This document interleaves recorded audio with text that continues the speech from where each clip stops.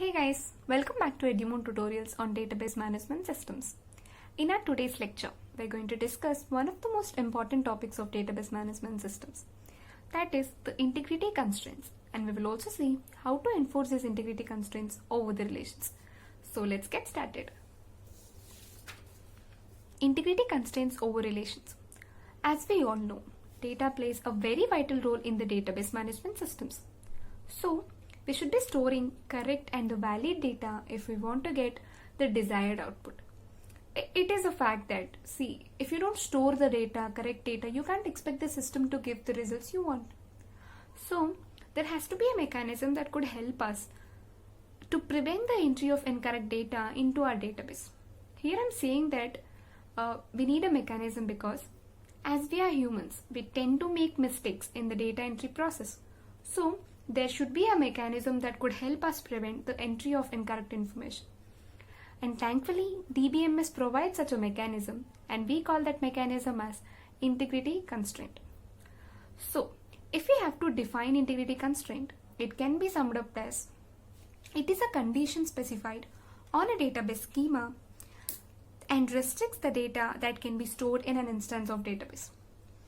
This says that, for example, I have a student table and then I can specify some condition like no two students can have same SID, which is a student ID. So this condition on the relation student can be an example of integrity constraint. After specifying the condition over this table, I'll not store the student data if the student is having similar SID with some other student. So basically, I'm only storing the instances of database that satisfy my constraint. If they're not satisfying my constraint, I'll not store that particular instance into my table.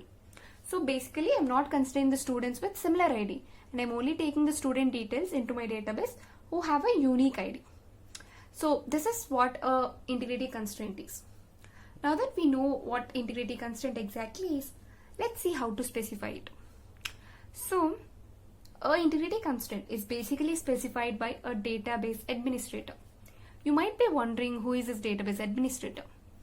He is actually a person who has a central control over the database management systems.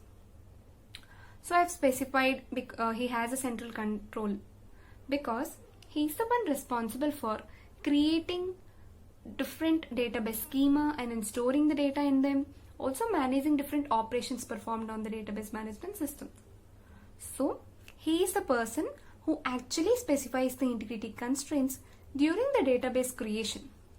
That means when he is specifying the database schema, he'll include these constraints into that schema, which is basically including the conditions in a create statement that we use for creating a table. So now that we have created table and we have specified constraints, now when are they going to actually work? So whenever we try to insert some information into those tables, each time we try to enter some data, our DBMS will check the data for the violation of the constraints that we have specified. So if it does not violate, it accepts the data and it stores in it. If it violates, then it will either reject the data or it will return a result for us to know and then make changes accordingly. So this is how a integrity constraint is specified, and this is how it works. Now let's see the different types of integrity constraints that we can apply on a particular database. So we basically have three fundamental integrity constraints in our relational model. They are domain constraint, key constraints, foreign key constraint. Apart from these fundamental constraints, we also have general constraints that we'll be discussing later. So here I'm skipping the domain constraint because we have already discussed what domain constraints are in our previous chapters. I recommend you to watch those videos to understand it better. But don't worry, I'm going to give a brief introduction to what domain constraints are. So domain constraints are basically confined to specifying what type of values the DBMS will be accepting and also specifying the length of values that it will actually accept. For example, in the create command, when you specify the type of the field like SID, it should be a character of 20 length.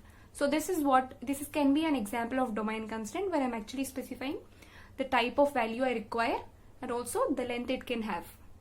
So this is one of the example of domain constraint. So moving on, we have key constraint.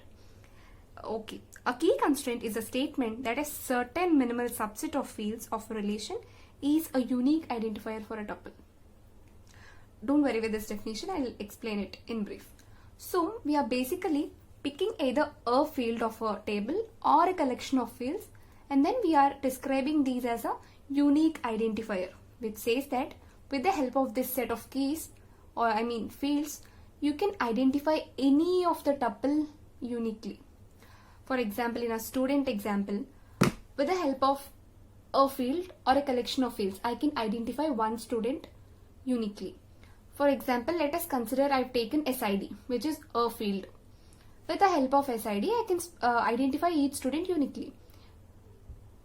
If at all I take a collection of fields which include SID and the name of the student, even with that set of keys of fields, I can identify a student uniquely. So this is what a key constraint is. And we have different types of keys in our DBMS, which we will be discussing the most important keys that we have. So let's see the different types of keys that we have in DBMS. One of the most important and most used keys, a candidate key. A candidate key, for any key to be a candidate key, it should satisfy two conditions. The first one being, two distinct tuples cannot have same values in all the fields of key. This can be summed up as, for example, if I've taken two keys, two fields as a single key, that means which include the SID and name, like in our example. So a student can have similar names, like two students can have similar names, and two students can have similar SID also, but no two students should have both the values similar, right? So according to our first assumption, this is true. Okay, no student can have similar same SID and same name like other student, but he can have same name, but he cannot have both the values similar, right? So a second condition is, no subset of a key is a unique identifier for a tuple. This says that no proper subset of it can be a unique identifier. Here in our example with SID and name, here SID is a subset of the entire key that we have taken. Even the subset of this key is a unique identifier. So this can't be a candidate key. So let's look at another set of keys that we have taken, which is name and address. So let's see if it satisfies the two conditions or not. In our first condition, no two tuples can have same values for all the fields in the key. So a student can have similar names and he should belong to two different addresses. And another set of students, they can belong to same family, but they can't have similar names. So this way, this can be a candidate key. Coming to our second condition, no subset of a key is a unique identifier for a tuple. This is also satisfied, right? You can't identify a student just by his name. There can be two or three people with the same name, right? And you can also can't identify a student with an address. There can be siblings that belong to same family and they come from same place, which means they have same address. So no proper subset of that particular key can be a unique identifier. So basically this is a perfect example of a candidate key according to our assumptions. So this is what a candidate key is. Now let's see one of the most important key, which is a primary key. So a DBA, that means the administrator, selects a particular key that identifies every entity uniquely. Primary key is a candidate key which is selected by the designer, that means the administrator itself. So this is going to be the ultimate unique key that anybody should use. For example, in a student example, it is the SID. For an employee's database, it would be employee ID. So such keys are the keys that are actually selected by the database administrator only for unique identification of any tuple in that particular database. So now that we know all this, let's see how to actually specify the key constraints. Like I said, we'll be specifying it in the database schema. So here we have a create statement. So create table student, we have defined the fields that we want to use, and then comes our key constraints. Here one of the key constraint is unique. So I'm taking name and age. These are the two fields that I've picked from here, and I'm specifying them to be unique. So I want unique values for name and age. There is another way for doing so. You can use this syntax like constraint. This student key is a constraint name. Fine. So this is our actual. So let me tell you why do we have to use this syntax. So let us suppose there is some violation to the primary key constraint that I've specified here. So the DBMS has to return an error message. Instead of returning an error message with this syntax, the DBMS will now return a student key error. So this is basically used for identifying the error that has occurred in our DBMS. So this is why we use this entire syntax in my create statement. So this is all about key constraints, and let us see what foreign key constraints are.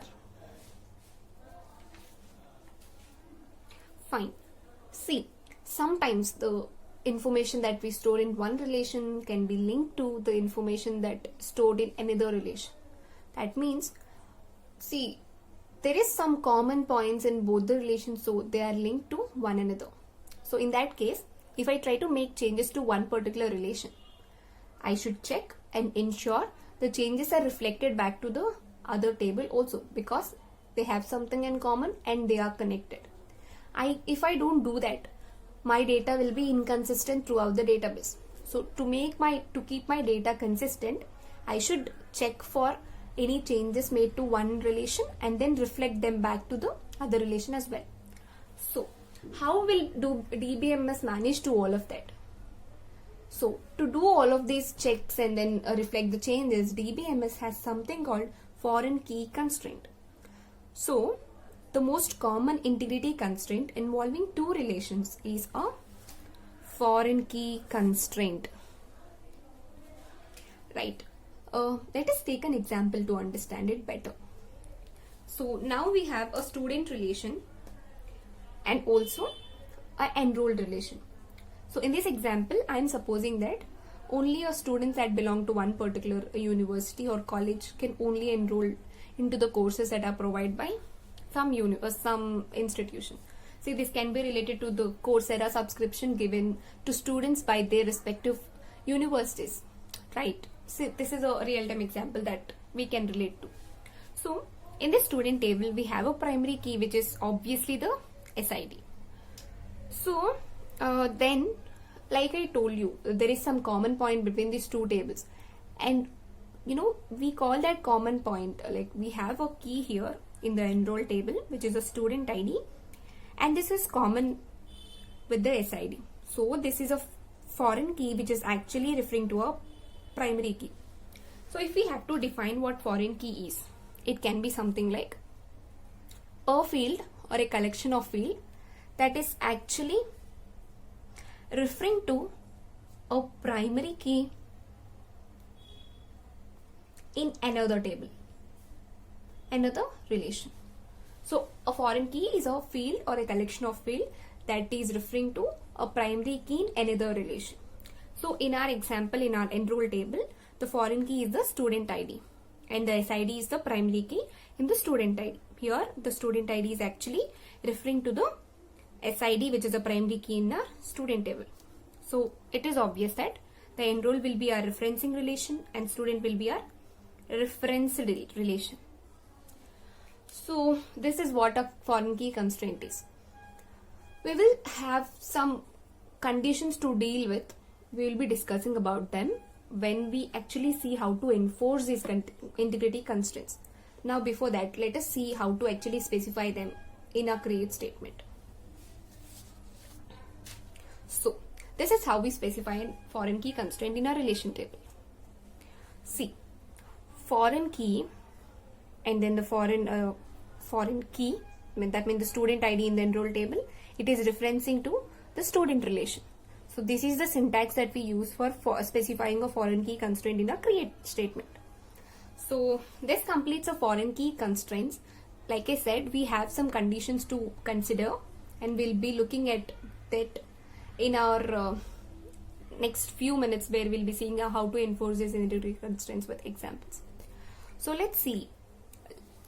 General constraints. I've told you, apart from the fundamental key constraints that we have, we also have general key constraints that we use in DBMS.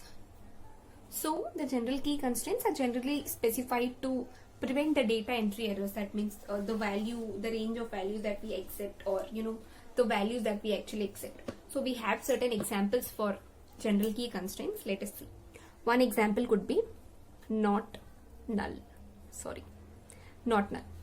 when we specify any field to be not null, we are saying that this can't be empty. This field can't be empty. You should be giving some value, but you should not leave this particular field that we have specified as not null empty. So we have another thing like default. So if you specify any field to be default, you will actually specify a value to it.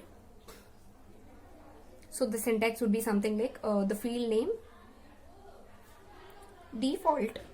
I'll specify some value.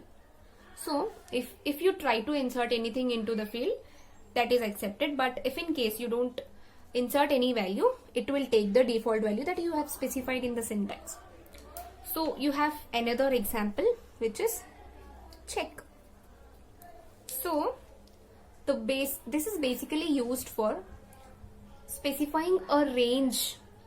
That means whenever you try to insert some data, here you will specify the range, the values it can be. For example, if I take check and SID should be something greater than 1000. So this will make sure that your SID is only greater than 1000 and it can't be anything less than 1000. If it is so, it will just reject that instance of database. So these are the few examples and really most important examples of general constraints. And then we have DBMS also supports two different types of such constraints. One is a table constraint. So table constraint is nothing but the integrity constraint that are associated to one particular table. So it will be checking only that particular table for any violation. And then we have assertions, which involves integrity constraints applied on several tables, and the DBMS will be checking all the tables.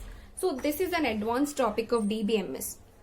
So we will be discussing about this in our 5th chapter.